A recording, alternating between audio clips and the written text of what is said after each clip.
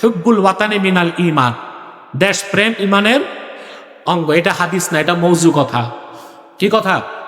একেবারেই মওযু কথা। এরকম আরেকটা হাদিস আপনারা শোনেন, উতলুবুল ইলমা ওয়ালাউ বিসসিন, জ্ঞান অর্জন করতে প্রয়োজনে সুদূর চীনে যাও।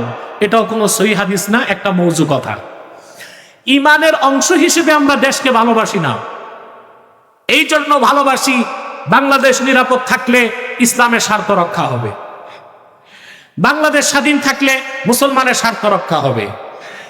এখানেও যে বাংলাদেশকে আমরা ভালোবাসি সেটাও দ্বীনের স্বার্থে, কারণ আমরা বস্তু পূজায় বিশ্বাসী নই। ভূখণ্ডকে পূজা করবো আমরা? কথা বলে না। কেন ভালোবাসি? দ্বীনের স্বার্থে। তাহলে ইসলামের সুমহান স্বার্থ রক্ষায়, মুসলমানদের মৌলিক দাবিগুলো আদায়ে আর বাংলাদেশের স্বাধীনতা রক্ষায় আমরা এক হতে পারি। আর এই মুহূর্তে আমাদের ঐক্যবদ্ধ হবার কোনো বিকল্প নাই। একটি বড় ধরনের আযাব থেকে দেশ মুক্ত হয়েছে, আরেকটি আযাব ধেয়ে আসতেছে বাংলাদেশে আটলান্টিকের ওপার থেকে। তা যদি প্রতিহত করতে চান, সকল দল ও মাসলাকের মুসলমানকে এই মুহূর্তেই ঐক্যবদ্ধ হতে হবে। আমরা যদি সকল দল ও মুসলমান দ্বীনের স্বার্থে ঐক্যবদ্ধ হতে পারতাম, তাহলে বাংলাদেশকে অচিরে একটি ইসলামী রাষ্ট্র বানাতে পারতাম।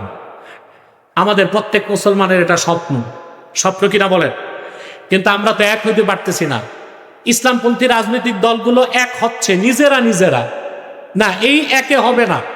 সকল ইসলামপন্থী পীর মাশায়েখ আলেম ওলামা তাদেরকে ঐক্যবদ্ধ হতে হবে অরাজনৈতিকভাবে, ঐক্যবদ্ধ হতে হবে রাজনৈতিকভাবে।